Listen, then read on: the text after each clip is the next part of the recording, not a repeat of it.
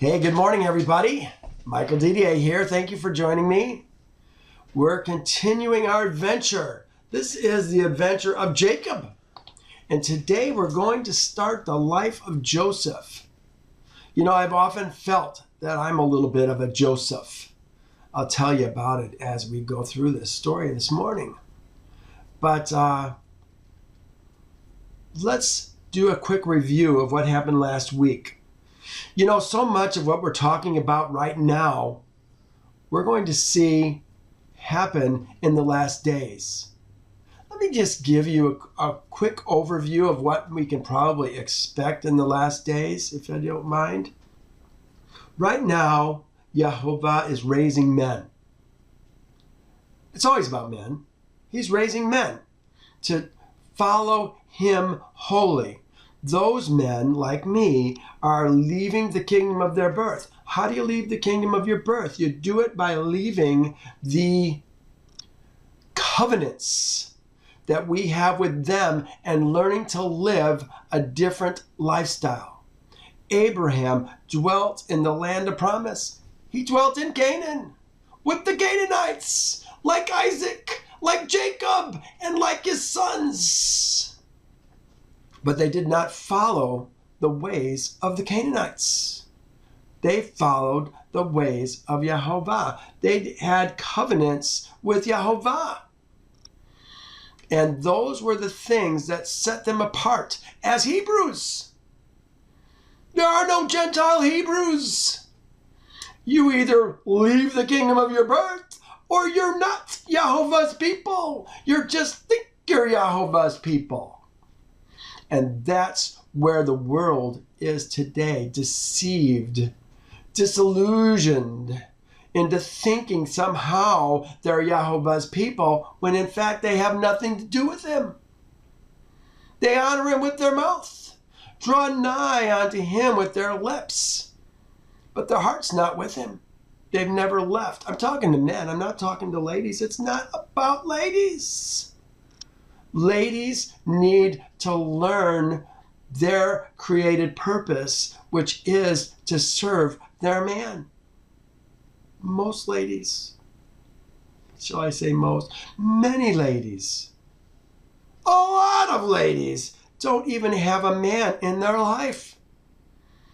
How can you perform your created purpose without a man in your life? Yehovah never intended that to happen. But I'm talking about men. He's raising men up right now to leave the kingdom of their birth, and then at Passover, those men, only those men who have left the kingdom of their birth, they come to him and together slaughter their Passover lambs. Goats, doesn't matter, can be one or the other.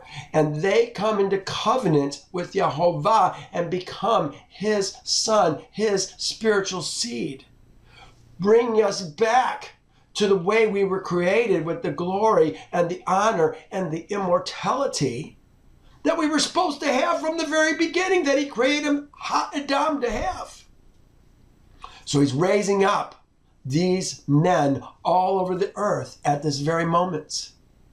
And as he does, 1 year, one Passover, there is going to be a nation born in a day. I think we really are not waiting for Yehovah to begin things. We're waiting for, really, he's waiting for us to step up to the plate and become the man we were supposed to be. He says, you sold yourselves for nothing. We can free ourselves. We must free ourselves and become his men. That's what it's all about. It's a choice. Can't continue to live the way you live in Babylon, doing the things that Babylonians do, and think that you're going to be Yehovah's men. So what's going to happen? We're going to have a nation born in a day. We're not even going to know it. It's going to be an invisible birth of a nation. It's going to be the day that he has enough men scattered all over the earth to do what he wants to begin to do. He's going to raise them up. And it's going to be a Shavuot. Every Shavuot, I think, is this the year? Is this the year? Could this be the year? And when Shavuot begins in Jerusalem, because I believe that's where it's going to start, we're going to begin to see over the course of that day, pillars of fire and smoke begin to appear in places all over the world. It'll put chills down my back, my arms. And we're going to see people realize, oh my Elohim, there he is! For the first time! Where's Jehovah now? You see any fire and smoke? That's how he always comes. He's going to show up in massive amounts of places all over the world, maybe 144,000 places. Don't know that number for sure. That's why I say 144,000-ish places. But people are going to come to us. It's going to change the world because they are no longer going to be servants of men. Instead, they're going to come and they're going to be servants of the men that Yehovah appointed, put head of the gates in each one of those locations. And they're going to come and they're going to be our servants. But also, remember, the Ger dwell with us. But the following Passover, something's going to happen. The world's going to say, no! We're not going to let them slaughter their lambs this year and get more of those suckers around the earth. Don't need any more Ezra men. And they're going to try and prevent us. And they're going to come against us because they're going to see that we're going to do something regardless of whether they want us to do it or not. And when we do, they are going to come against us. Just the same way that they are right now in our story last week, coming to Israel's seed. They call it Jacob's seed, to destroy them. And we saw last week, we don't die very easily, do we? No, they came to us with more than 15,000 men. I think it was closer to 20,000 men. 20,000 men, 113 guys counting Jacob. 102 servants, 10 sons, and Jacob. The two youngest boys, Joseph and Benjamin, were back at home. No. Look what happened. We had a 6-day war break out, and it started with this man, Judah, the son of Jacob, the seed of Jacob. He says, ran first before his brethren, and 10 servants. Here's Jacob. 10 servants following him in the battle towards 20,000 men. In the flesh, we think, what are you, nuts? But he knows who he serves. The baddest man out there, Jashub, king of Tapnach. Here he is right here, verse 27. Came at him. Tough guy. Look what it says. It says, whilst he was on his horse, he shot arrows. He can shoot arrows with his right hand. He can shoot arrows with his left hand. Doesn't matter. He can shoot coming to you. He can shoot from behind. He never misses. He's the best they got. Jacob picked up a stone, a large stone, and knocked him off his horse. His shield split and fell many feet away from him. Then he killed him, cut off his ankles. Then he went after 42 other lieutenants, captains that were following Yasher. Again, the strongest men in that portion of Canaan. They're all Amorites, sons of Amari. The second or third son, I think he's the third son of Canaan. Well, with that, all of Israel, the 100 and what we had, it doesn't really matter. Minus Judah and the 10 were already with him. So 11, 113, whatever's left, began the battle. We killed in that day 10,000 men. No, 15,000 men. And then chased them to the gates. And they ran to one city, and we destroyed them there. This is what's going to happen. They're going to come against us, prevent us from keeping the Passover, because they don't want more Ezra men. But when they do, Yahovah is going to shake the earth. He shook the earth before this battle too. Let me show you. You got to see it. This is just too important. Here it is. And when Jacob ceased praying to Yahovah, the earth shook from its place, and the sun darkened, and these kings were terrified, and great consternation seized them. You see the battle being set? This is what we're going to see in the last days. They're going to come up to us. Yahovah is going to shake the earth.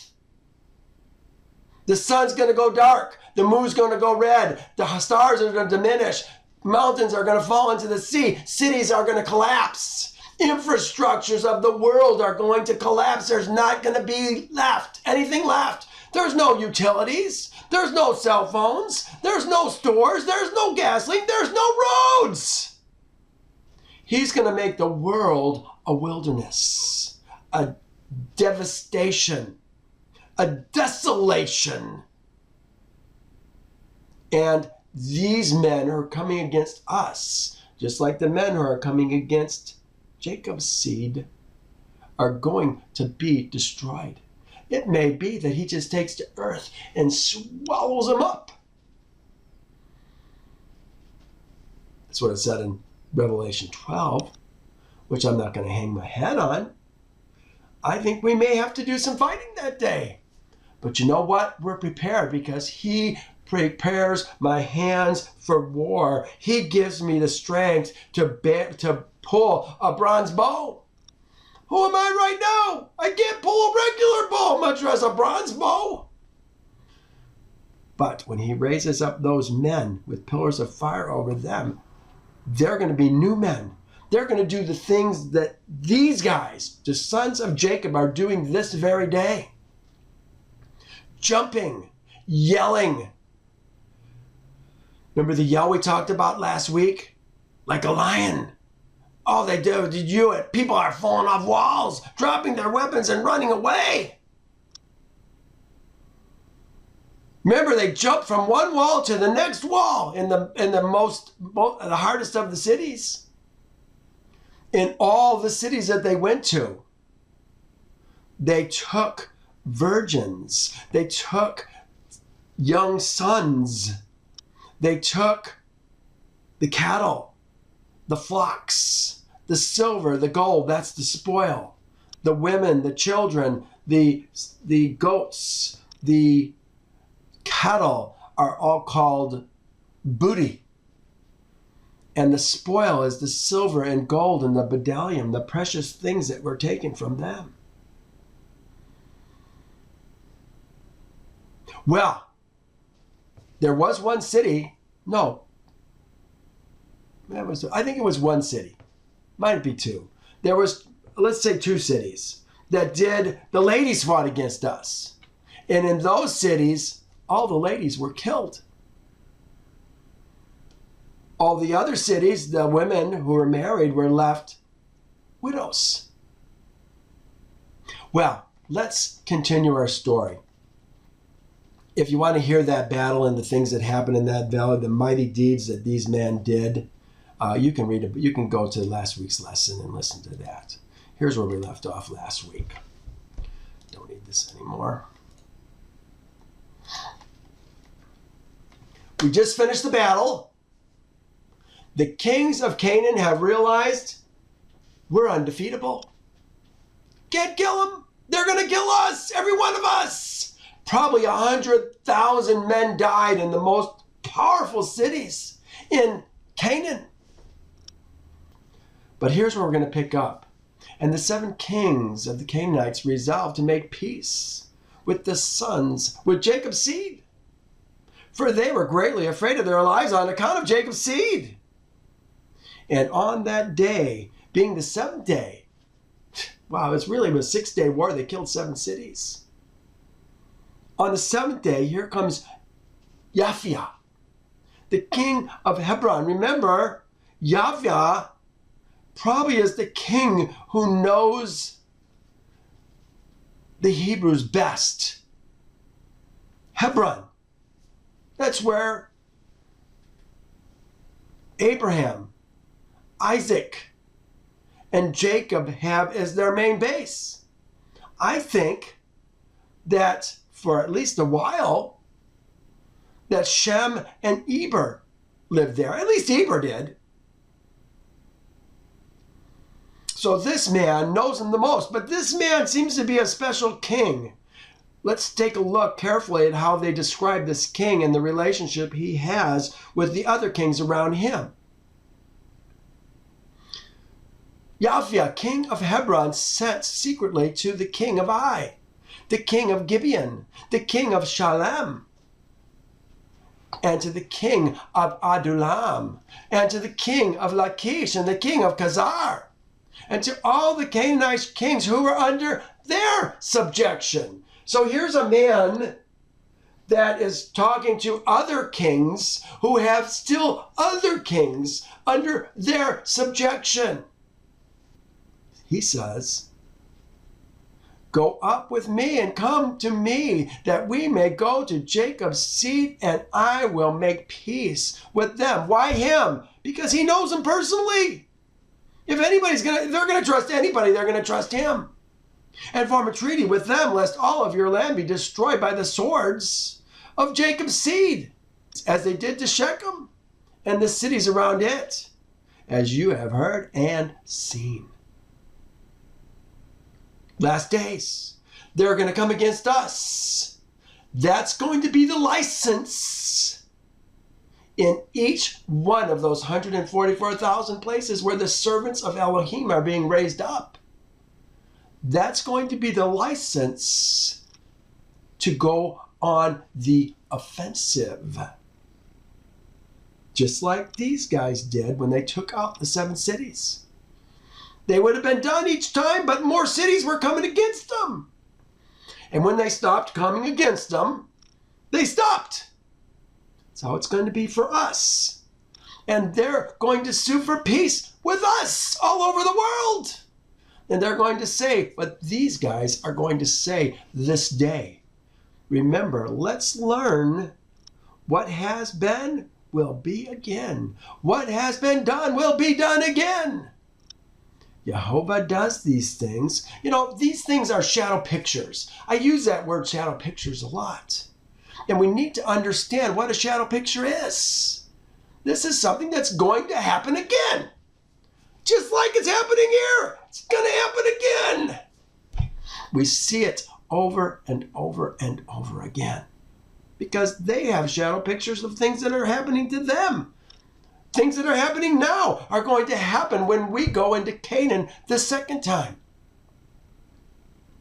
And things are happening there that are going to happen to us when we take the whole world for ourselves the third time.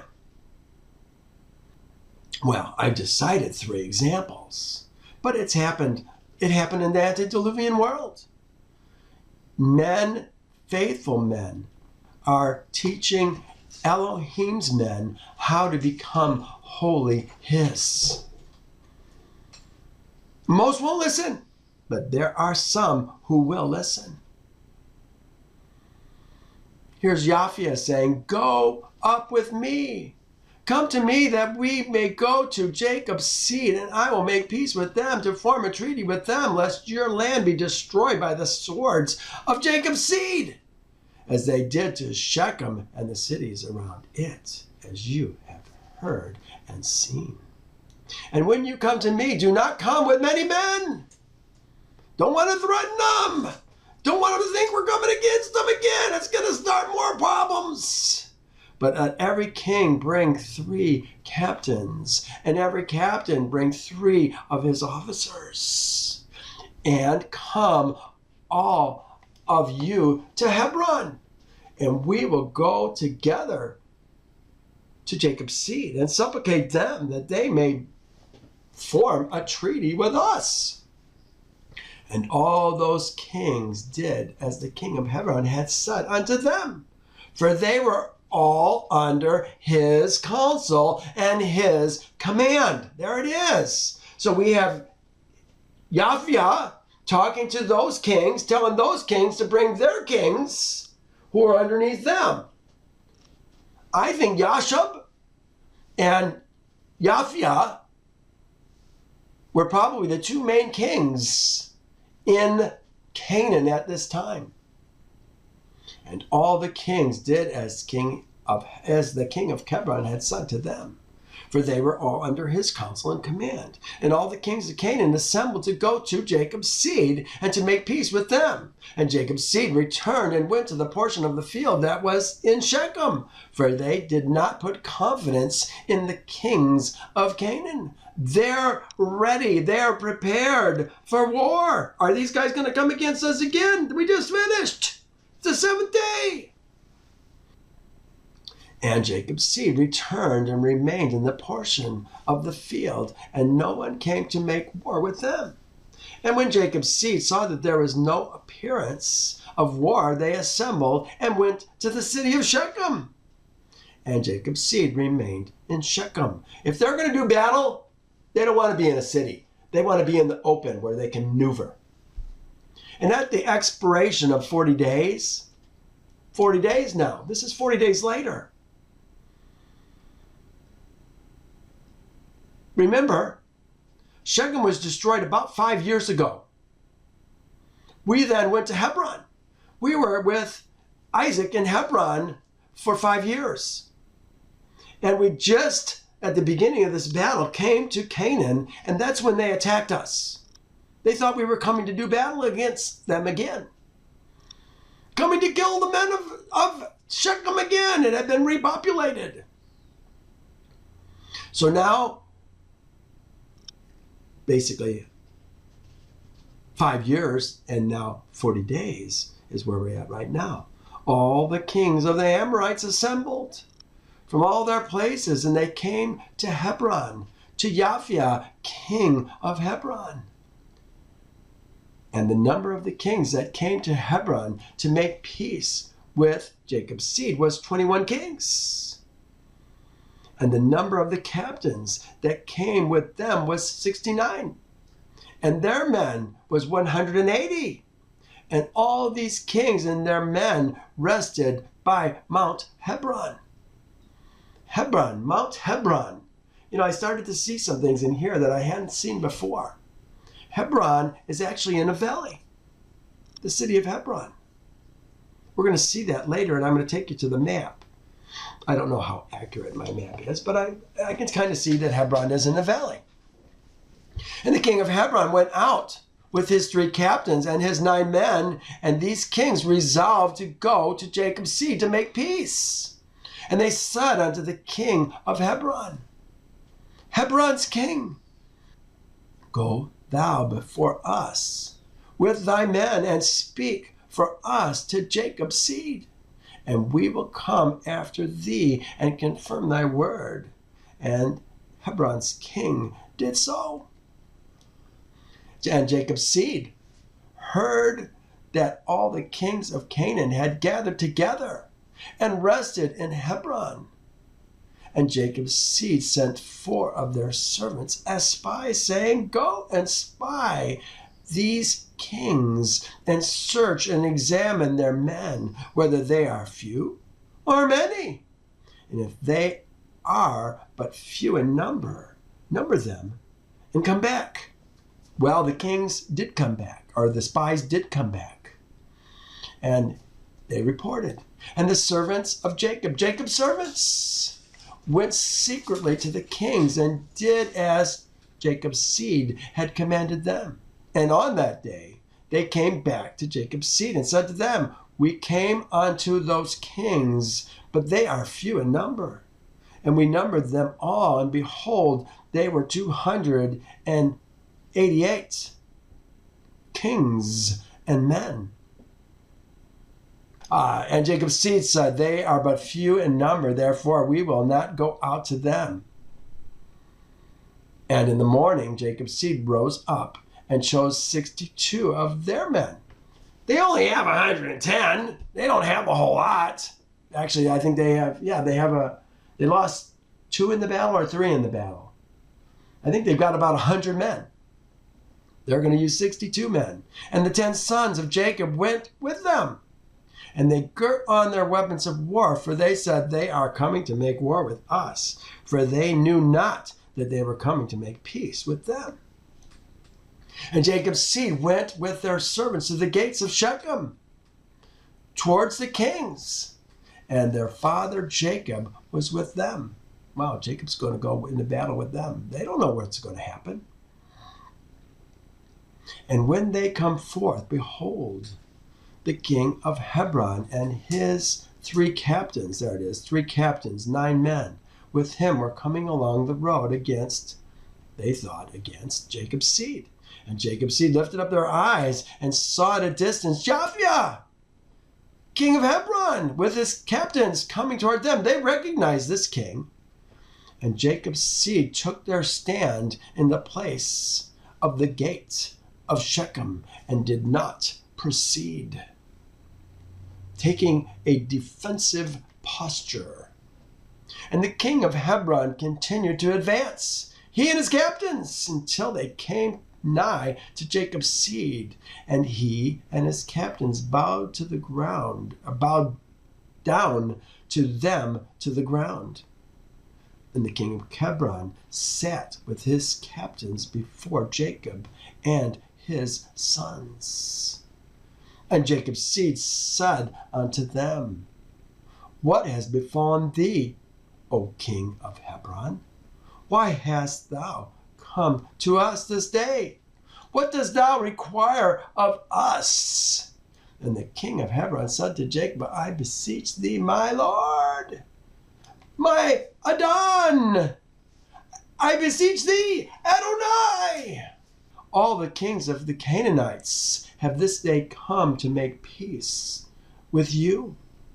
And Jacob's seed heard the words of the king of Hebron, and they would not consent to his proposals. For Jacob's seed had no faith in them. No, we don't trust you. We'll say the same thing. We don't trust the world. We know you. We spent our life with you. We don't trust you. For we imagined that the kings of Hebron, the kings of the world, had spoken deceitfully to us. That's what we're going to imagine in the last days. And the kings of Hebron knew the words of Jacob's seed, that they did not believe his words. And Hebron's king approached nearer to Jacob and said unto him, I beseech thee, Adonai, to be assured that all these kings, they're calling him master, Adon, my master. This is the king of Hebron, who's the king of all the kings that are coming to see him right now. I beseech thee, Adonai, my master, to be assured that all these kings have come to you on peaceful terms. For they have not come with all their men, neither did they bring their weapons of war with them. For they have come to seek peace from Adonai and his sons. Jacob is the master of his sons. And Jacob's seed answered the king of Hebron, saying, send thou to all these kings. And if thou speakest true unto us, let each come singly. Each king comes separately before us. And if they come unto us unarmed, we shall then know that they seek peace from us. You know, it's talking about 20 kings or 21 kings of the Canaanites. We're going to see later on in Yasher, in Joshua also, that when Israel's seed comes after we come out of Egypt, and remember, it's just our sons that are actually coming because we died in the wilderness because we were unfaithful. We wouldn't go fight. When our sons come to Canaan with Joshua, they're going to take out 20 kings, 21 kings, 22 kings. What if this is the same kings and the same kingdoms that they're going to be taking out? We'll see. We got to keep our eyes open for those kinds of things. And Yasher, king of Hebron, sent out to his men, to the kings. And they all came to Jacob's seed, and they bowed down to them to the ground. And these kings sat before Jacob and his sons, and they spoke unto them, saying, We have heard all that you did to the kings of the Amorites, the Amorite kings, with your sword and your exceedingly mighty arm, so that no man could stand before you. And we were afraid of you for the sake of our lives, lest it shall befall us as it did to them. Yeah, they got the fear of God in them, the fear of Jacob in them. The world's going to have the fear of Israel's seed in them. So we have come unto you to form a treaty of peace between us and now, therefore contract with us a covenant of peace and truth, that you will not meddle with us inasmuch as we have not meddled with you. And Jacob's seed knew that they had really come to seek peace from them. And Jacob's seed listened to them and formed a covenant with them. And the sons of Jacob swore unto them that they would not meddle with them, and all the kings of the Canaanites swore also to them. And Jacob's seed made them tributary. Hear that? The world is going to become tributary to us from that day forward. Tributary, what does that mean? All the cities are now going to pay Jacob and his seed an annual tax, an annual tribute. The world, those who are going to be our servants in the last days, are going to follow our instructions or perish. We're not going to allow them to remain kings in the last days. They did it here, but they're not going to do that in the last days. We're going to be the kings. You submit to us. You come into our camp and be our servants. I'm talking about the 144,000-ish, the servants of Elohim, the Shalachs, the sent ones of Yehovah. You serve us or perish. Kind of puts a whole new perspective on what was going on after Shechem. You know, they don't even talk about this battle in Torah, do they? How is it that Joseph, in the very next chapter that we're going to read in Torah, can go from Hebron all the way to Shechem and beyond and not be harmed, not be robbed? This man with this good-looking kid with a coat of many colors, 17 years old, in the world, he'd be a target.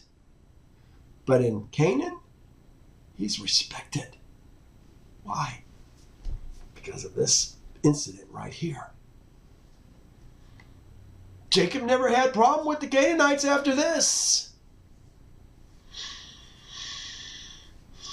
Yahushua just joined us. Who is Yahushua? Certainly not that man that many of you think. Rather have a real name. but I'm glad you're here. John, Joe, welcome. Tom, you made it. Great. I've said and greeted everybody else. Tributary from that day forward. And after this, all the kings, all the captains of these kings came with their men before Jacob, with presents in their hands for Jacob and his sons. And they bowed down to him to the ground. Remember, they're talking about Isaiah 60. Raya and I were reading it just the other day. They're going to bring us the wealth.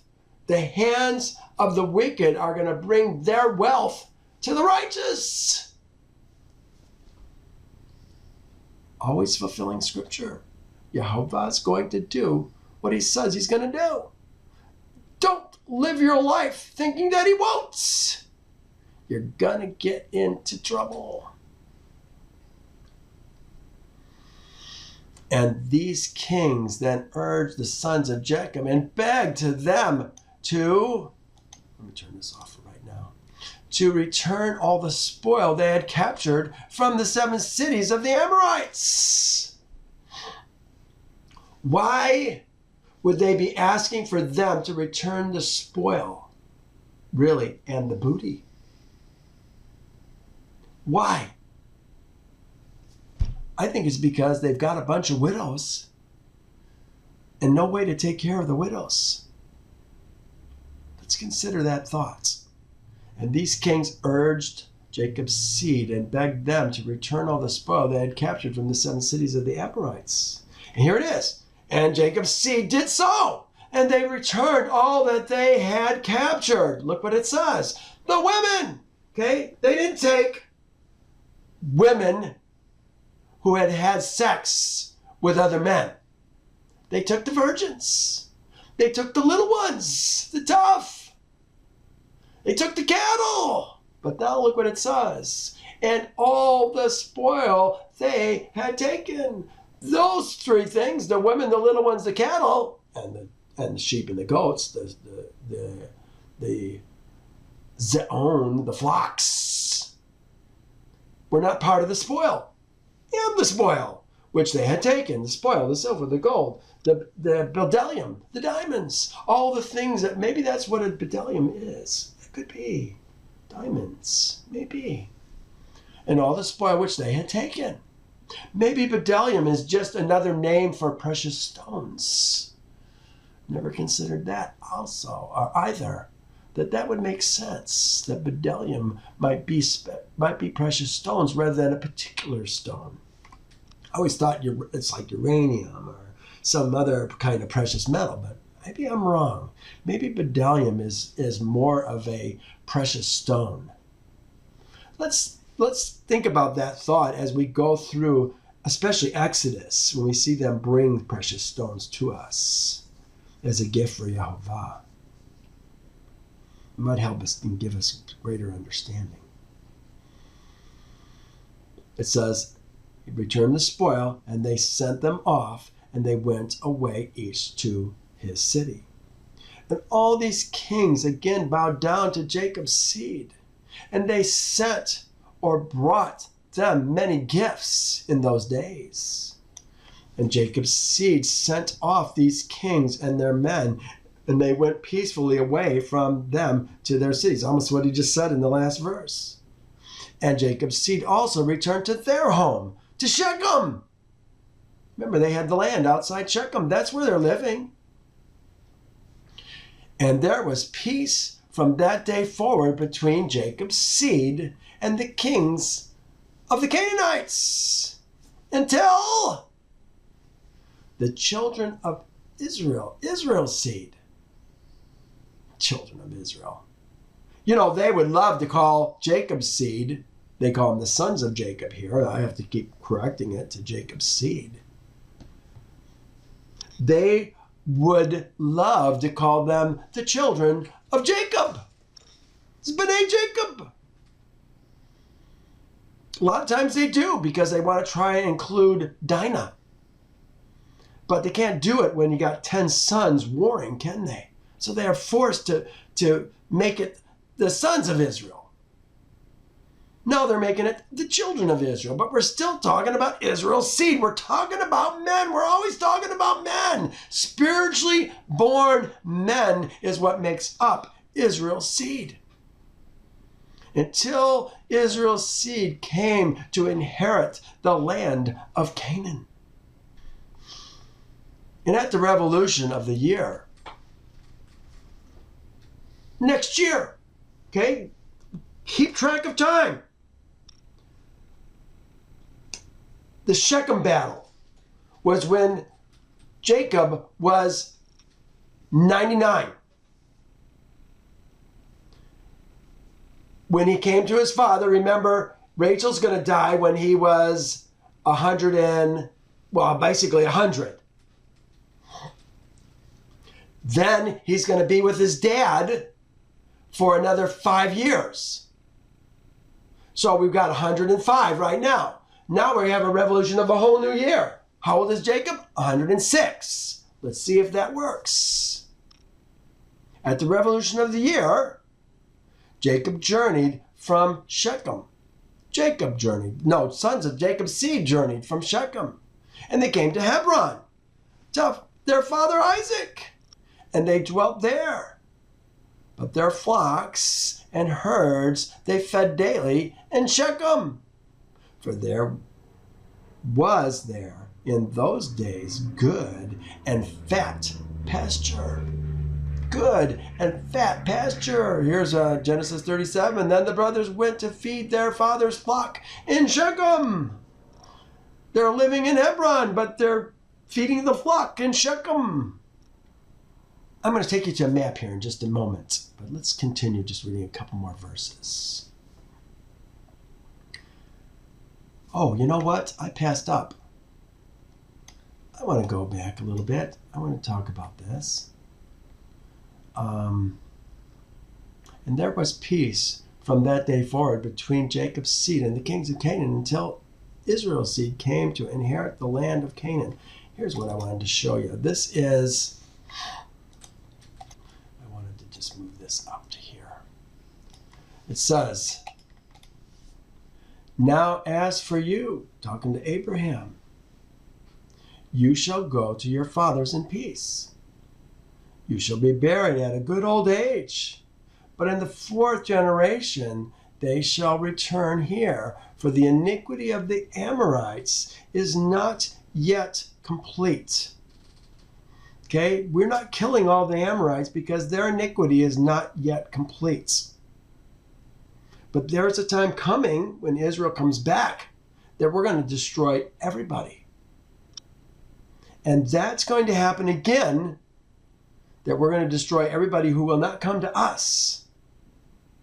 Here is Moses' instructions in Deuteronomy to Israel's seed after 40 years in the wilderness. He says, do not think in your heart after Yahovah, your Elohim, has cast them out before you, saying, because of my righteousness. Don't you know I'm a great guy? No, it's not because of you. Not because of my righteousness, Jehovah has brought me in to possess this land. But it is because of the wickedness of these nations that Jehovah is driving them out before you. It is not because of your righteousness or your uprightness of heart. We've still got lots to learn. The 144,000, the sealed ones, are going to be for the most part perfect. Downloaded with Yahovah's spirit. They are his shalach on the earth, his representatives on the earth. For all practical purposes, they're him. But everybody who comes to us has a lot to learn. But it is because of the wickedness of these nations that Jehovah is driving them out before you. It is not because of your righteousness or your uprightness in heart that you go to possess their lands, but because of the wickedness of these nations that Jehovah, your Elohim, remember, lawmaker and judge, he's your lawmaker and judge.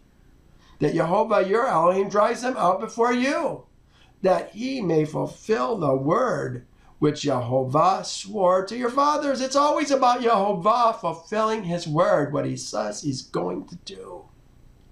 Therefore understand that Jehovah your Elohim is not giving you this good land to possess because of your righteousness, for you are a stiff-necked people. Yes, we are a stiff-necked people. You know, that's the reason we wear these tzitzit on our pants, is because we want to remember to keep all of Jehovah's commandments and not follow the harlotry to which our hearts and eyes are inclined. We're a stiff-necked people that need a reminder to not follow our heart and our eyes, because our heart and our eyes are inclined toward wickedness. Here's the verse that I quoted earlier. Let me put this back over here. The thing which has been is that which will be, and that which is done is that which shall be done. There's nothing new under the sun. He goes on, is there anything of which it may be said, see, this is new? He says, no, it's already been in ancient times before us. We think we're such a righteous people that, don't you know, things are different now. The moment you say things are different now is the moment you leave the narrow way and go to the broad road. Things aren't different. We have a few new technologies, but we're still exactly the same people. Wicked to the bone. Got to change. Got to repent. Men have to repent and make Jehovah their master, and women have to repent and make their man the master. Failure to do that going to result in destruction. So here we are in what we were talking about. What year are we talking about? Let's move on. And it was in those days, in that year, being the 106th year. There it is, the 106th year of Jacob's life. And the 10th year of Jacob's coming from Paddan Aram. Remember, he left in 97. Or 106 is going to be exactly 10 years. And Leah, the wife of Jacob, died. She was 51 years old when she died in Hebron. Remember, Rachel died 6 years before this, at the birth of Ben. So, we know now Ben has to be 6 years old, don't we? And Jacob and his sons buried her in the cave of the field of Machpelah, which is Hebron, which Abraham had bought from Heth's seed. Remember, it's not about the children of Heth. The ladies don't own land. The men own the land. The ladies don't own land. The ladies are owned by the men. That'll blow your mind. And Jacob's seed dwelt with their family. Look what it says. In the valley of Hebron. You know what? In Torah, it's going to talk about the valley of Hebron in this very same instance. I never considered that Hebron was a valley. And all the inhabitants of the land knew their strength, and their fame went throughout the land. Jacob's seed are famous after these battles. Pretty interesting. Let's look at a few places on the map. Here's Hebron. I zoomed in. This is 400, about as close as I can get. I think I'm at the bottom. I could probably go to 800 if I did it manually. But here's Hebron. They put it in a valley. It's kind of a place that converges from north, south, east, and west. You see that? Mamre is just above it. Probably Mamre is where the cave at Machpelah is at. But they call this general location. This is not very far apart from one another. Maybe Hebron is a mile and a half away from Mamre. So they're very close in proximity. Let me zoom out a little bit. I'm going to go to 70. I'll go to 75. Here's Hebron. Here's Bethlehem. We're going to talk about Bethlehem today. Bethlehem is near Jerusalem, 3 miles away. Here is up here. I'm going to try to keep Hebron on. And here's Shechem. From Hebron to Shechem, we're talking about 50 miles. Basically, as the crow flies. I think it was 47.3 miles when I measured it. So we're talking about 50 miles. Through all those Canaanite cities.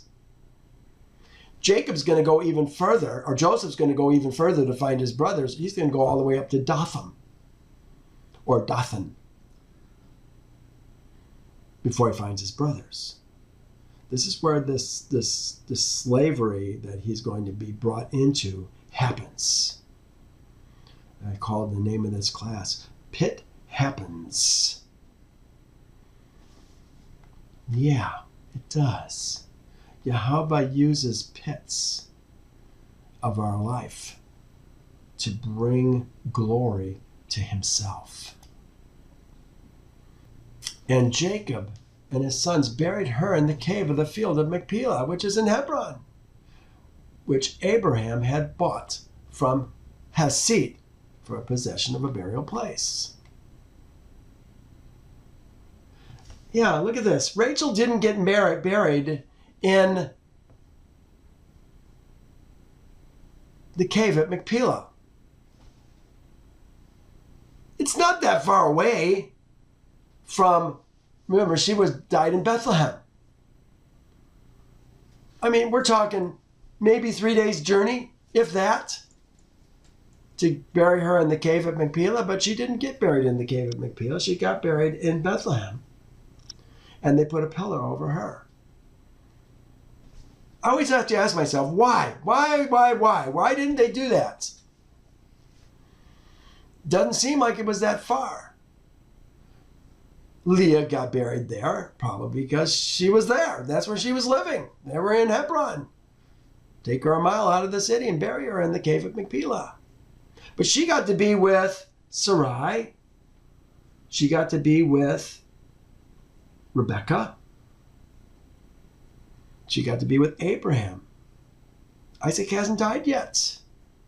Ooh, we're going to talk about that. That's a very interesting subject. Because in chapter 35, before he even did chapter 36, the sons of Esau, Isaac died. It said Isaac died when he was 180 years old. Would have made Jacob 120 years old. But right now, how old is Jacob? We just saw it. He's 106. Interesting. Isaac's still alive and knows what's going on. Isn't that interesting? And Jacob's seed dwelt with their father in the valley of Hebron. And all the inhabitants of the land knew their strength, and their fame went throughout the land. And Joseph, the son of Jacob, and his brother Benjamin, the sons of Rachel. That's how you say it. The wife of Jacob. All different ways of saying it. Were yet young in those days and did not go out with their brethren during the battles in all the cities of the Amorites. They didn't fight. They were too young. And Joseph saw the strength of his brothers. His brothers. Their Akim brothers, and their greatness. He praised them and extolled them. But this is the introduction of Joseph. He ranked himself greater than them and extolled himself above them. And Jacob, his father, also loved him more than any of his sons, for he was the son of his old age. The son of his old age? How is he the son of his old age? They're all the sons of his old age. He's no more than 6 years younger than the oldest. But here's Ben, who was born when he was, how old was he? 100. But son of his old age, that doesn't make sense to me. And through the love that he had for him, he made a coat of many colors. I always want to know what's going on with this coat. Is there something that they're trying to tell us? Does the coat maybe represent nations? Remember, Joseph's going to be downloaded with the language of 70 nations when he comes into Egypt and comes before the Pharaoh in order to be his number 2 man. Well, I guess he's his number 1 man. Pharaoh's number 1 man. The number 2 man in Egypt, I guess is what I'm trying to say. I thought this was interesting. He ranked himself greater than them and extolled himself above them. You know, I had that in pink before this class. And this week I had to change it to just bring it out. I don't think it's a negative. Was he greater than them? Did he extol himself higher than them? There was something in Joseph. Oh, I'm going to make that mistake a lot, so bear with me. I'm going to say Joseph instead of Jacob. I've been saying Jacob for so long. There's something in Joseph that Yehovah is going to use for his glory. Is it possible that he knows it ahead of time? He knows that Yehovah is going to be moving in him? I wonder. The brothers don't like it. What brother would like having your father love you more than any other son? Generally, I think fathers love all their sons. I know when my son Wes was born, he's with me today. When my son Wes was born, I thought, how can I love any other boy more than I love this kid? But you find the love. You find it. Most fathers don't love one son more than another, but something in Jacob did. And when Joseph saw that his father loved him more than his brethren, he saw it, they saw it. He continued to extol himself above his brethren. He brought unto his father evil reports concerning them. Did he have to do that? I don't know. Why did he do that? We're going to see in Genesis, he's going to bring that same bad report. And Jacob's seed, seeing the whole of Joseph's conduct toward them, and that their father loved him more than any of them, they hated him and could not speak peacefully to him all the days. We're going to see 3 times in Torah, they hated him, they hated him, they hated him. He's bringing it on himself. But you know what? Many times the righteous are hated. Is it possible that this man was more righteous than the other sons were? Certainly, Yehovah used them, made them great, made them powerful, raised them up for his glory. But there's still more to be had. Maybe this man, Joseph, had it. This is confirming that he was 17 years old. It says it in Torah as well. And Joseph was 17 years old. And he was still magnifying himself above his brethren and thought of rising himself above them. Now he's going to have dreams. This is why I say, is this Yehovah moving in Jacob? Are you moving in Joseph?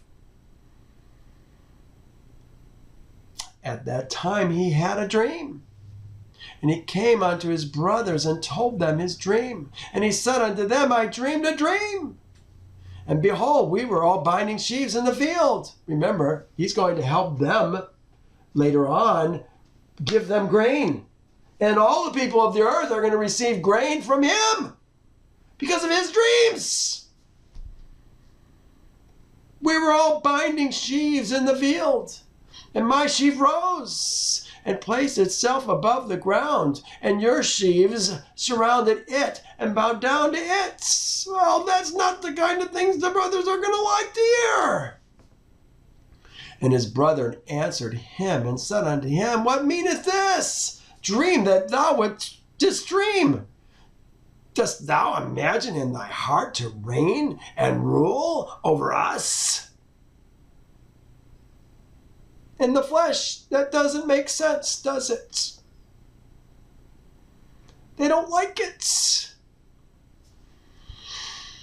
And he still came and told the things to his father Jacob. And Jacob kissed Joseph when he heard these words from his mouth. And Jacob blessed Joseph. He's going to tolerate it. But now Joseph's going to have another dream. And when Jacob's seed saw that their father had blessed Joseph and kissed him, and he loved him exceedingly, they became jealous of him and hated him the more. That's the second time. And after this, Joseph dreamed another dream and related the dream to his father in the presence of his brethren. And Joseph said unto his father and brethren, Behold, I have again dreamed a dream, and behold, the sun and the moon and the 11 stars bowed down to me. The sun and the moon and the 11 stars. And his father heard the words of Joseph and his dream, and seeing that his brethren hated Joseph on account of this matter. There he is. He hates them again. I should have put that in pink for the third time. Jacob therefore rebuked Joseph before his brethren on account of this thing, saying, What meaneth this dream which thou hast dreamed? And this magnifying thyself before thy brethren, who are older than thou art. Dost thou imagine in thy heart that I and thy mother and thy 11 brothers will come and bow down to thee, that thou speakest these things? Thy mother. Who's his mother? Are we talking about Bilhah, Zilpah? Are they still alive? I think they are.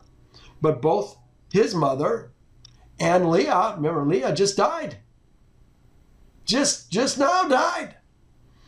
When he was 106. I and thy mother. Must be Zilpah and Bilhah. Maybe they call her mother. And his brethren were jealous of him on account of his words and dreams. And they continued to hate him. And Jacob reserved the dreams in his heart. Hear that? Jacob's not going to dismiss these dreams. Let's see if I can get this. I'm not sure I can get that. I must have gone over the top of it.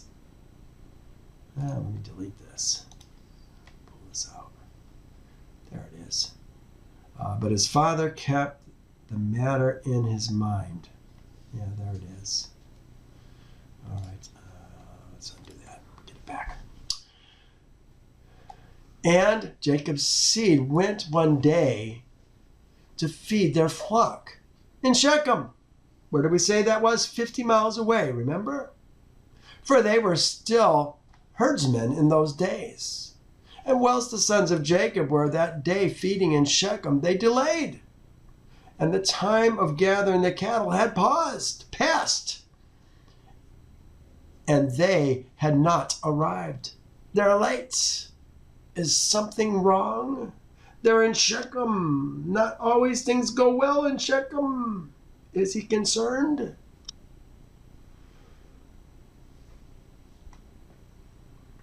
And Jacob saw that his sons were delayed in Shechem. And Jacob said within himself, Pre-adventure or peradventure that the people of Shechem have risen up a fight against them. Therefore they have delayed coming this day. And Jacob called Joseph his son and commanded him, saying, Behold, thy brethren, remember, their brethren are still Jacob's seed, the mighty ones. Thy brethren are feeding in Shechem this day, and behold, they have not come back. Go now, therefore, and see where they are, and bring me word back concerning the welfare of thy brethren and the welfare of the flock. He's concerned about the brethren, his sons, and he's concerned about his flock. He's got an extensive flock. Flock is the own. We're talking about sheep and goats. Now that's just relating it back to the next chapter that we're going to get to today. And Jacob sent his son Joseph from the valley of Hebron. And Joseph came to his brothers to Shechem, and could not find them. And Joseph went about the field which was near Shechem, to see where his brothers had turned. And he missed his road in the wilderness, and knew not which way to go. Cried, I don't know where they went. I don't know where to go. Look what it says. It says, an angel of Yehovah. No, this is a messenger of Yehovah. This is Yehovah's messenger. There's a man who is acting as a messenger from Yehovah. It's easy to translate these as angels, but this is a messenger from Yehovah. Let's not make more of it than we need to. Look what it says in Torah. It says, a certain man found him. A certain ish found him. Don't even say angel. A certain ish found him. And there he was, wandering in the field. And the man asked him, saying, what are you seeking? What art thou seeking? And Yehovah's messenger found him wandering in the road toward the field. And Joseph said unto Yehovah's messenger, I seek my brethren, Akim, my Akim. Hast thou not heard where they are feeding? And Yahweh's messenger said to Joseph, I saw thy brethren feeding here, and I heard them say they would go feed in Dothan. Dothan, interesting place. Let's look at it for a second. I want you to see what it looks like. It'll help us understand the rest of this story. I'm going to try and get it as centered as I can because I want to go to 400. There's Dothan. Look at, here is, we're talking about an ascent here. This is an ascent. It's almost blurred. But look, it comes to this really nice valley. See this really big valley? This is where they brought their zeon, their flocks, their sheep, and their goats to feed. It is kind of a gathering place. It's one of two places up this huge ridge, and there's been lots of battles in this field. I think this is Megiddo. Let's take a look at it. I want to go back out to 100. Jezreel Valley. It's near Megiddo, but the Jezreel Valley. So we're coming up this slope. This thing right here, it looks almost like a little square thing. Those are all those letters just crushed together that said ascent. But it's one of the two ways up this. There's a one here, and there's an ascent here. People are coming from Gilead. This whole area over here is Gilead. They're coming from Gilead and coming up this, or actually here's the path right here. Past Mount Gilboa and coming up this ascent. So they're passing through Dothan. There's lots of travelers traveling this way. Ishmaelites, Midianites, traders are passing through, going to Egypt, coming from Egypt, going to other parts in between. Dothan is the place that we're talking about here in Torah. And Joseph hearkened to the voice of Jehovah's messenger. And he went to his brothers in Dothan. And he found them in Dothan feeding the flocks. I talked about the flocks. Jehovah had to get Joseph to his brother in order to send him on yet another journey. Checking on the flocks. Oh, Joseph is such an amazing man. What Jehovah is doing to him this very day is incredible. Fulfilling his word and his dreams. You know, the brothers, they're sending him on his way. Inadvertently, trying to prevent him from ruling over them is actually going to help them. Help Jehovah make Joseph rule over them. Isn't that wild? They think they're doing a disservice to Joseph, but they're actually helping Joseph. Oh, it's painful. You're going to hear him cry. Avi! Avi! Let's find out. And Joseph advanced to his brethren, and before he had come nigh unto them, they resolved to slay him. I'll show you the word that they use for that slaying. And Simeon said to his brethren, this is Simeon, second oldest, behold, the man of dreams is coming unto us, and now therefore come, therefore come and let us kill him and cast him in one of the pits that are in the wilderness. And when his father shall seek him from us, we shall say an evil beast has devoured him. This is Simeon's idea. Wow. But now Reuben, remember Reuben? He's the one that slept with Bilhah. He spent a bit in the doghouse up until now. Reuben heard the words of his brethren concerning Joseph, and he said unto them, you should not do this thing. For how can we look to our father Jacob? He's concerned about what his father thinks. Has he matured? Cast him into the pit to die there, but stretch not forth his hand upon him to spill his blood. He's telling his brother, cast him into the pit, let him die there. But that's not what he's thinking. This is what he's thinking. And Reuben said this in order to deliver him from their hand, to bring him back to his father. And Joseph came to his brethren and sat before them, and they rose up upon him and seized him and smote him to the earth. Beat him up, stripped the coat of many colors which he had on. And they took him and cast him into a pit. Pit happens when you serve Jehovah. Look what's in the pit. And in the pit there was no water, but serpents and scorpions. Where do those animals get their water? Get their lubricants? From the people that fall into the pits. And Joseph was afraid of the serpents and the scorpions that were in the pits. Yeah, I would be too. And Joseph cried out with a loud voice, and Jehovah hid the serpents and the scorpions in the side of the pit. They did no harm unto Joseph. And Joseph called out of the pit to his brethren and said unto them, what have I done unto you? And in what have I sinned? Why do you not fear Jehovah concerning me?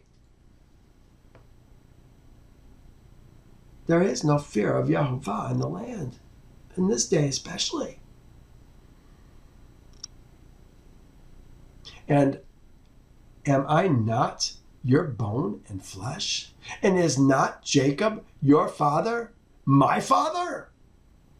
Why do you do this thing unto me this day? And how will you be able to look up to our father Jacob? And he continued to cry and call unto his brethren from the pit. And he said, O Judah, Simeon, Levi, my brethren, lift me up from this dark place, this place of darkness in which you have placed me. And come this day and have compassion on me, ye sons of Elohim. Elohim, ye seed of Elohim, and seed of my father. And if I have sinned unto you, are you not Abraham's seed?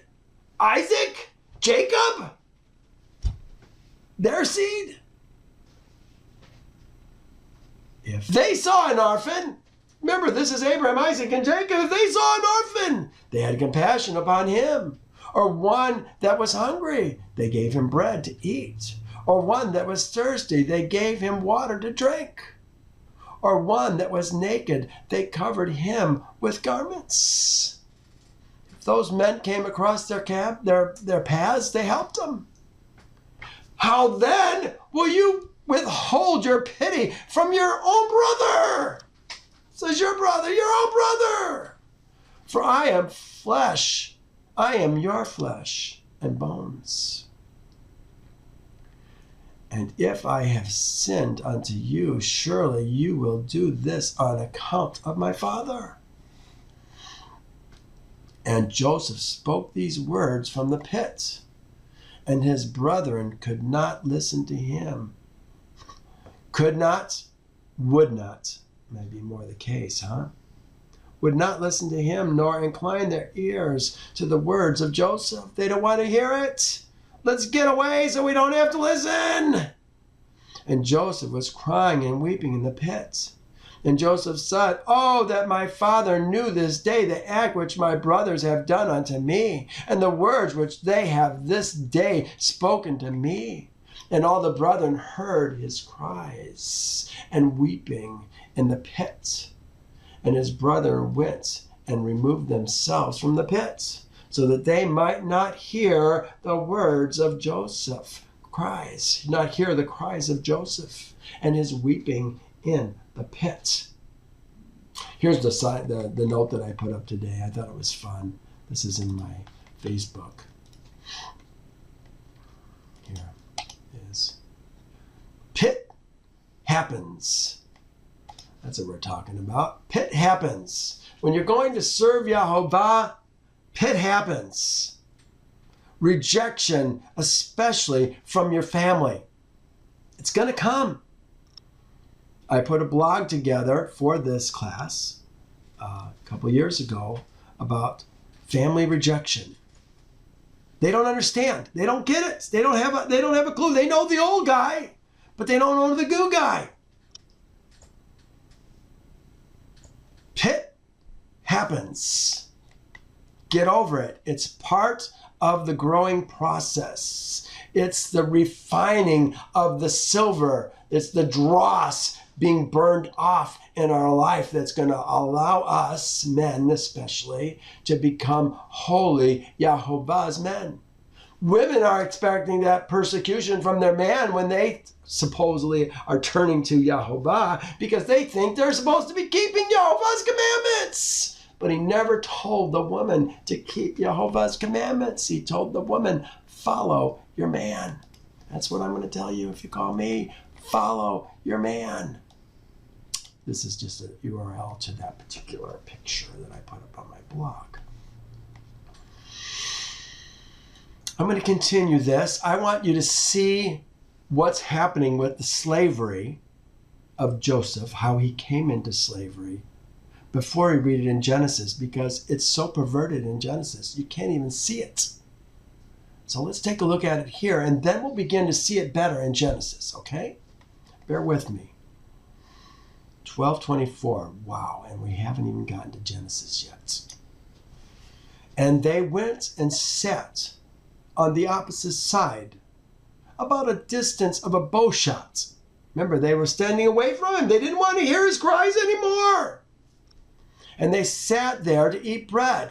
And whilst they were eating, they held counsel together what was to be done with him, whether to slay him or bring him back to his father.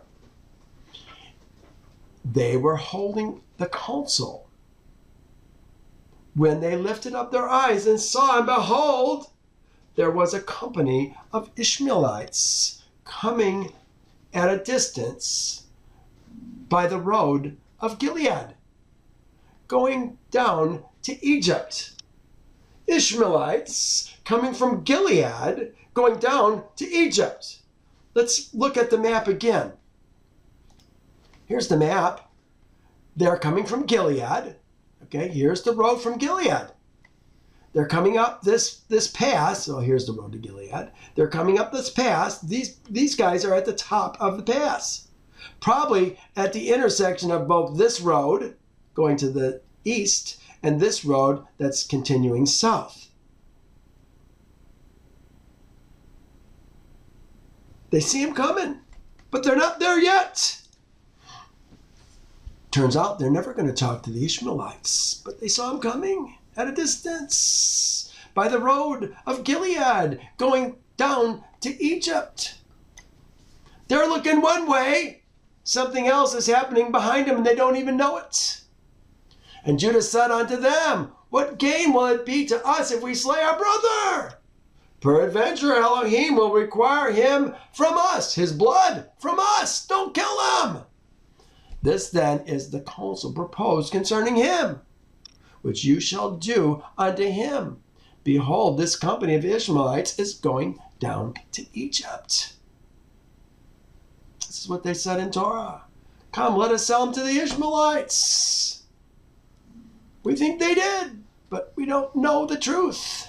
Now therefore, come, let us dispose of him to them, and let not our hand be upon him, and they will lead him along with them, and he will be lost among the people of the land. Isn't it interesting? They had the idea of selling him to the Ishmaelites, but they weren't the ones who actually sold him to the Ishmaelites. They are going to sell him to somebody who's going the other direction, and they're going to sell him to the Ishmaelites. Let's watch how it happens. Pretty interesting. And the proposal pleased his brethren, and they did according to the words of Judah. And while they were discoursing about this matter, before the company of Israelites had come, they saw him coming. So 7 trading men of the Midianites passed by them. Let's talk about Ishmael. Who's Ishmael? Do you remember who Ishmael is? Ishmael is the son of Hagar, the firstborn of Abraham. Those are Ishmaelites. Midianites come from Keturah, Abraham's concubine. She gave him 6 sons. And one of those 6 sons was this man, Midian. I might even have. I've got it in Torah. We'll talk about it. If we don't get it this week, we'll see it next week. Midian, I think he's like the 3rd born son, something like that. And so these men are descendants of Abraham through Keturah. And they lifted up their eyes. This is a man, 7 trading men. Midian passed by, passing by the sons. Well, they're thinking about the Ishmaelites. And they passed. They heard they were thirsty. They lifted up their eyes and saw the pit in which Joseph was immured, imprisoned, confined within walls. And they looked, and behold, every species of bird was upon him. Why were there species of birds over the pit?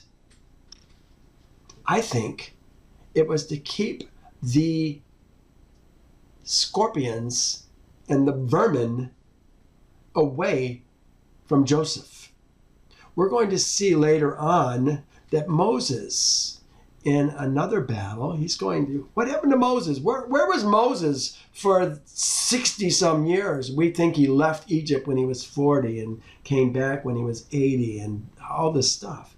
But we have no clue what happened in Moses' life from the time he was hardly born. I mean, maybe we knew what happened up to the third year, but he's lost from that time on. We have no clue what's going on. No, we have lots to learn. And Yasher's going to help us see the truth of this. But Moses is going to use some birds to deliver a city that we are besieging, he is besieging with an army, into our hands. Our hands, his hands. He wasn't with Israel at the time. Interesting story, you'll like it. But this, I think, is about the birds. I had a question mark about the birds. Birds? What is birds about? What? I don't get it. And these Midianites ran to the pit to drink water, for they thought it was contained water. The birds are there. Must be I'm going after water. And on coming before the pit, they heard the voice of Joseph crying and weeping in the pit. And they looked down into the pit, and they saw, and behold, there was a youth of comely appearance and well-favored. Looky there, Monty. What's that boy doing in the pit? 17 years old. Good-looking kid. Comely. Comely. You know, that's a weird word. In this day and age, if you're comely, it's like you're not pretty. But really, it looks like in Torah, oftentimes they use comely as beautiful. He is of comely appearance. All the Egyptians wanted to be with Joseph. Good-looking guy. And they called unto him and said, Who art thou? And who brought thee hither? And who placed thee in this pit in the wilderness? And they all assisted to raise up Joseph. And they drew him out and brought him from the pit and took him and went away on their journey and passed by his brethren. Oh my goodness, now we got problems, don't we? We were going to sell them to the Ishmaelites, and now these other guys have them. I hate it when that happens. Oh, look at this. This is so interesting. We're going to see this next week. I'm going to change the proportions of this a little bit if I can. Yeah, let's see if I can do this. I want you to see it. This is what Torah says. They added these words. Then the Midianites passed by. Says, so the brothers, they were just talking about selling to the Ishmaelites in Torah, but now it says the Midianites passed by, and so they don't know what to do with it because they want to make it about the Midianites. But so the brothers pulled him out of the pit. I got the wrong punctuation there. Let's see if I can fix that. Pulled him out of the pit.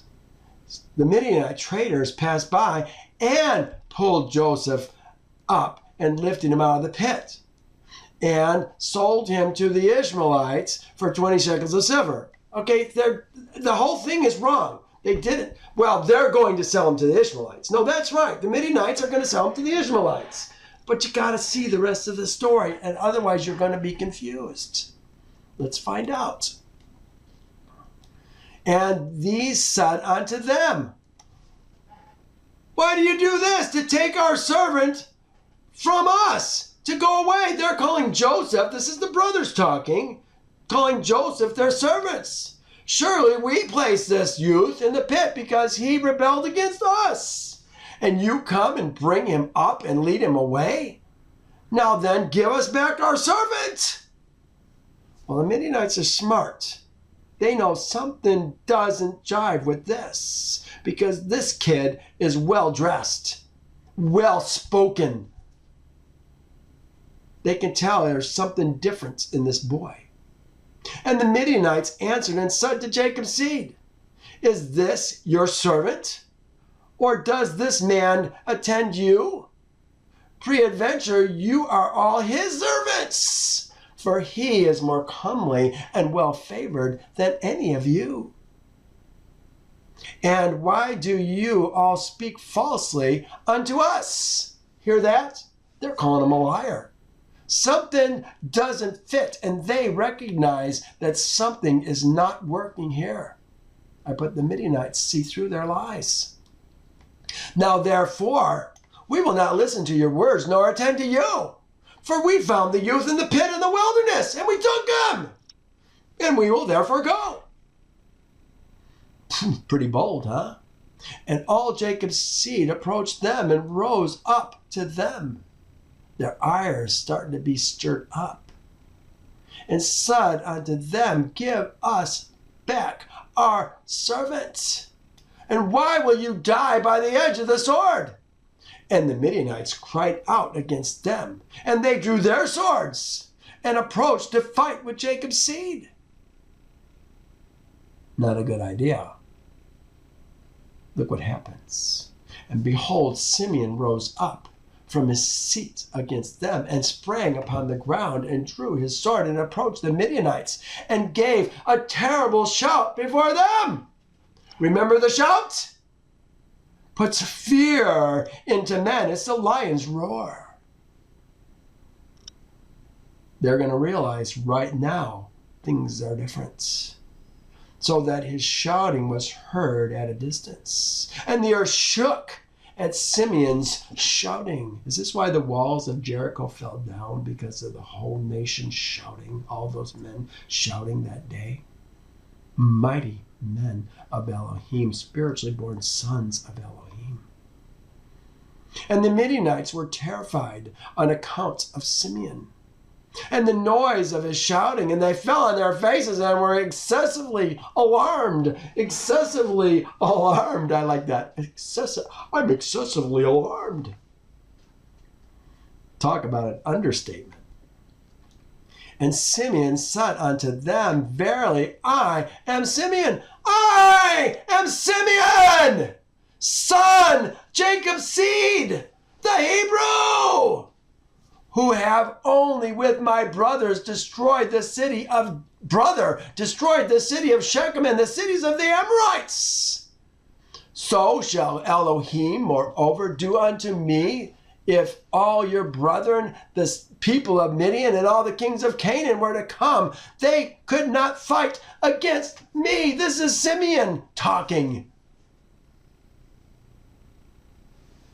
Talk about putting an end to their delusions of keeping this boy. They got to take another tact now.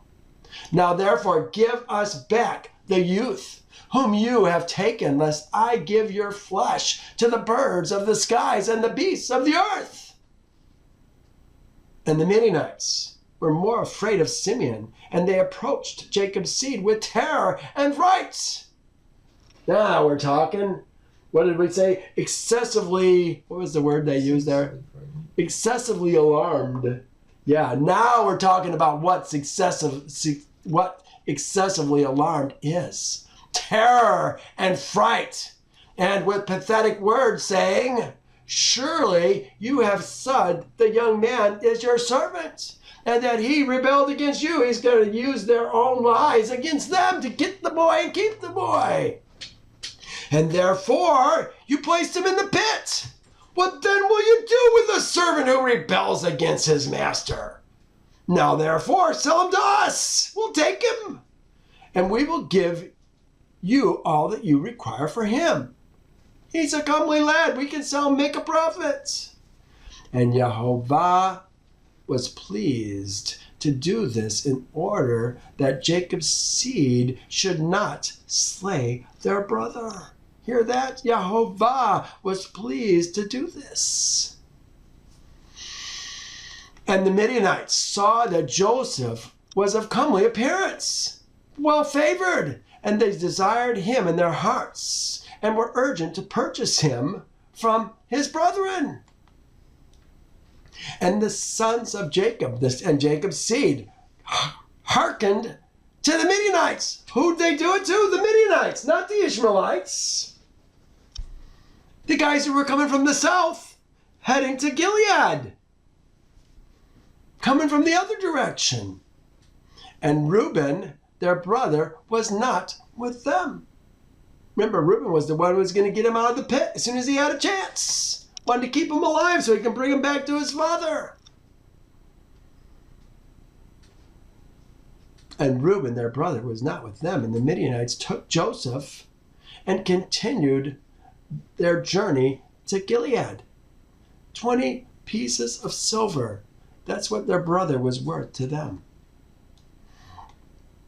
And they were going on the road, and the Midianites repented of what they had done. You hear that?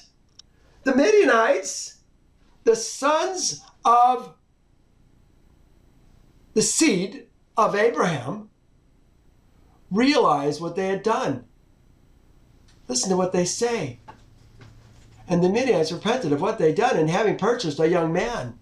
And one said to the other, what is this thing which we have done in taking this youth from the Hebrews?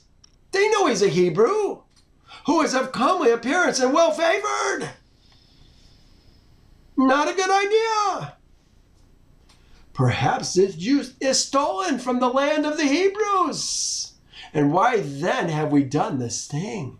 And if he should be sought for and found in our hands, we shall die through him. If he's been kidnapped, we're going to be accused of the kidnapping. Now surely, hardly a powerful man now surely hardy and powerful men have sold him to us, the strength of one of whom you saw this day. Perhaps they stole him from this land which they with their might and with their powerful arm, and have therefore sold him to us for a small value which we gave to them. And whilst they were discoursing together, they looked, and behold, a company of Ishmaelites was coming at first, and which Jacob's seed saw was advancing toward the Midianites. And the Midianites said to each other, come, let us sell this youth to the company of Ishmaelites. This is how the Ishmaelites are going to get Joseph into their hands, who are coming toward us, and we will take for him the little that we gave for him, and we will be delivered from his evil. Ooh, these Midianites were smart. And they did so, and they reached the Ishmaelites, and the Midianites sold Joseph to the Ishmaelites for 20 pieces of silver, which they had given for him to his brethren. Oh, I'm going to finish at a really good time. 12:42. Maybe not. Well, we'll see. Well, I'll continue on.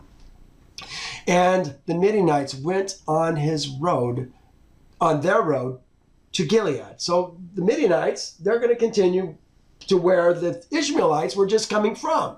One going north, the other going south. And they let him ride upon one of the camels, and they were leading him to Egypt. Well, this is where I want to leave off for right now. There is still a whole lot that we're going to see about what happened between the Ishmaelites taking Joseph and selling Joseph in Egypt.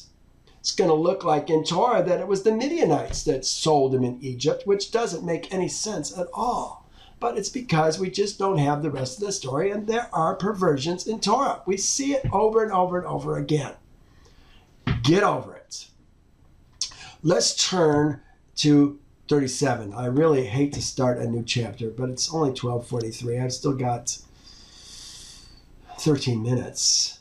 We can get some distance in 13 minutes. So let's turn to it. Okay, here we are, Genesis 37. Let me just show you something. I really think this is important to get this understanding. Here's Genesis 36. We were talking about Esau's seed. Do you remember we did that 2 weeks ago?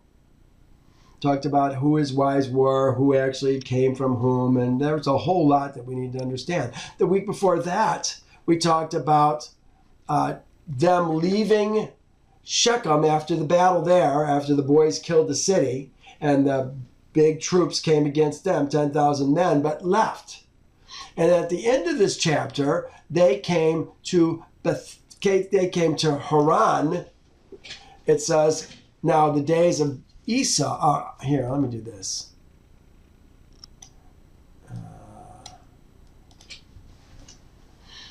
They came to Haran, This was after Ben was born, after Rachel died, after Deborah died, after Rebecca died in this period. A lot of people died in this period. And it finishes this chapter but with the death of Isaac, which totally throws this off because we can't see the truth. Look what it says. Then Jacob came to his father Isaac at Mamre, Kirjath Arba, that is Hebron. So they're calling Mamre Hebron, where Abraham and Isaac had dwelt. And the days of Isaac were 180 years. And Isaac breathed his last and died, and was gathered to his people, being old, full of days. And his sons Esau and Jacob buried him. That's all it says about Isaac dying. But Isaac's not dead. They came to him when he was 100 years old. If Jacob is 100 years old, Isaac is only 160 years old. So Isaac's not going to die for 20 more years. But because of the way they put this together, it makes it sound like he's dead before we get to chapter 37, which is only 6 years later. So now, 6 years later, Jacob is 106. Joseph is 117.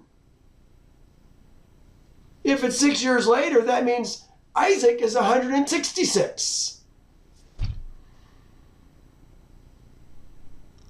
Gotta dig deeper. Don't go with what you think it says. You got to learn line upon line, precept upon precept, here a little, there a little, if you want to get the big picture. You can't see the mistakes in the Torah if you won't dig deeper. You've got to dig deeper. Lots of people think they know the word, but they don't know the word. They don't understand the word. They might think they know it, but they don't understand it. And wisdom that you get from it, they'll never have because they lack the understanding. So here's Jacob dwelling in the land where his father was a stranger. His father still is a stranger, is the point. Magor is the word that we're talking about, stranger. You got to look up. That's one of the words you just got to look up in the Hebrew. Stranger gets translated from ger as stranger. It gets translated from zor as stranger. And now it's getting translated from magor as stranger. You got to dig deeper if you're going to understand. Magor is talking about lodging, temporary abode. Abraham, by faith, he dwelt in the land of promise, as in a foreign country, dwelling in tents with Isaac and Jacob, the heirs with him of the same promise. For he waited for the city which has foundations, whose builder and maker is Elohim. We've got to go deeper. We've got to get better understandings. Most of our understandings are nothing but childish dreams, fictions that we have been taught from our youth and accepted as true, but they have no foundation in Torah. You got to learn more. Isaac is still alive right now. This is the history of Jacob. History of Jacob. We've been talking about the history of Jacob all along. This is the beginning of Joseph. This is the beginning of what's going to happen in Joseph's life. I wonder if this set aside, this is the history of Joseph. Joseph, being 17 years old, was feeding the flock with his brothers. And the lad was with the sons of Bilhah and the sons of Zilpah, his father's wives. Look at that. They're being called Nashim. Here it is. His wives. Here it is. Wives. Nashim comes from Isha. Nashim is the plural form. His father's wives, the wives of his fathers. The yod is showing possession. Wives, fathers. Here's fathers. Here is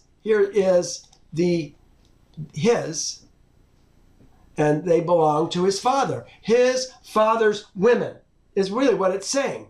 But remember, they were his father's servants, his shifka before, who became concubines when he took them, but now they're being called wives for the very first time in Torah. Is it because the other women are dead? Are these the mothers that he was saying, the sun and the moon? Will you call my mother or your mother? Is that the other ones are dead? We just miss it. We forget it. She died when Ben was born, his mother. What mother are they talking about then? The Torah doesn't even record the death of Leah, does it? Here's 41 of Yasher. And at the revolution of the year, Jacob's seed journeyed from Shechem. This is right after the battle that they just had, and came to their father and Isaac, and they dwelt there. But their flocks and herds they fed daily in Shechem. This is what we just read. For there was there in those days good and fat pasture. And Jacob and his sons and all his household dwelt in the valley of Hebron. And it was in those days, in that year, being 106th year of the life of Jacob, in the 10th year of Jacob's coming from Paddan Aram, that Leah, Jacob's mother, died. She was 51 years old when she died in Hebron. She was in Hebron when they died. I put Bilhah and the sons of Zilpah are now wives. No, why do I say sons of Zilpah? Bilhah and Zilpah, there we go, are now wives, Nashim. After Rachel and Leah died, they were handmaids. Here it is. I've got it in well, this is actually wives and handmaids.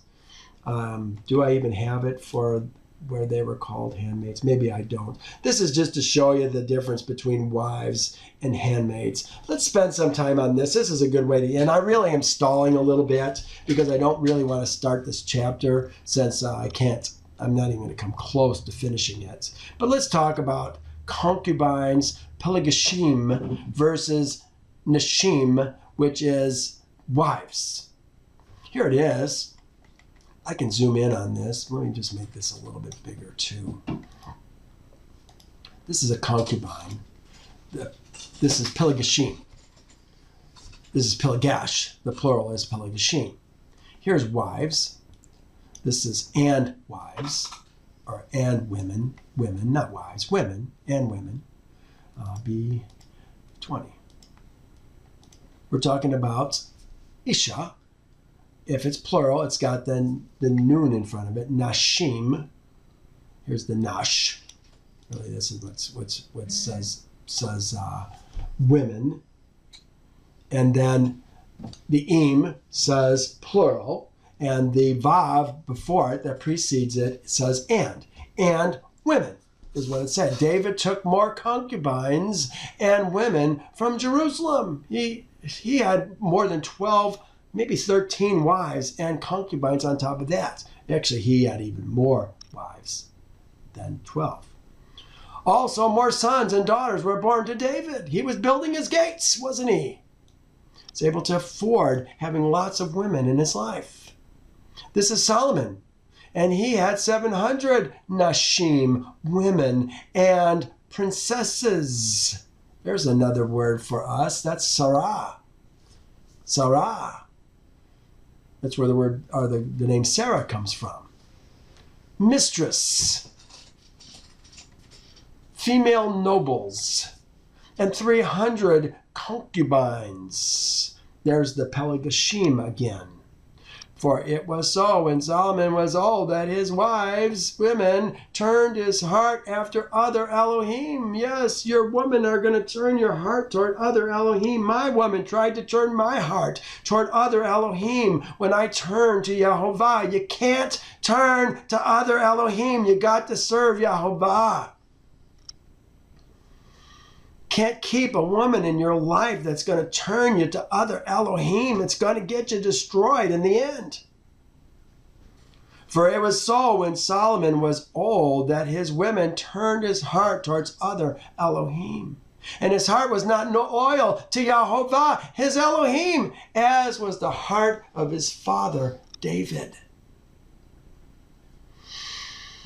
Well, I had some things in here about the age of David or Joseph and some of the other things, important things in his life. He got taken. Think about this. He was 17 years old when he was taken into captivity. Sold first to the Midianites and then sold the same day to the Ishmaelites. He was 17. It's going to be 13 years later that he's going to become number 2 in Israel in Egypt. This is really interesting because if you take the age of Isaac right now, remember, how old is Isaac? You got to remember, this is the year Isaac, when Jacob came to Haran, Isaac was 160. He stayed in Haran for 5 years, and then he went to Shechem, and a year later, now he's coming back to, a year later is when Joseph is going to check on the brothers. So there's 6 years. 6 plus 13 now that he goes into captivity and then comes back. 6 plus 13 gives us what? 19. That means that Joseph went into captivity and became number 2 in Egypt. Well, Isaac was still alive, even though Torah has him dying way back in chapter 35. But we miss it. We can't see it. It's lost to us. Isaac's going to be around for all those 13 years of grieving for Jacob. Jacob's grieving for Joseph, put it that way. Jacob's grieving for Joseph. Isaac's going to be there, probably comforting him, probably grieving himself. And it may be that Isaac is going to be informed that Jacob is alive just before he dies. Oh my gosh.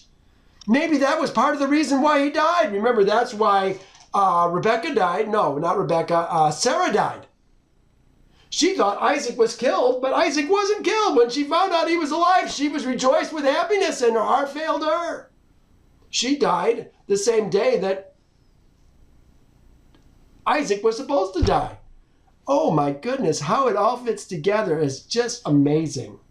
Well, it's 1 o'clock. I have to stop here. We're going to start with Genesis 37 next week. This was a freebie.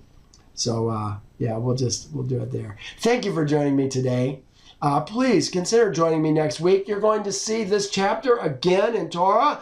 Just has mistakes in it that you can't see unless you see the whole story. Hey, love you tons. Thank you for joining me. We'll see you next week. Bye now.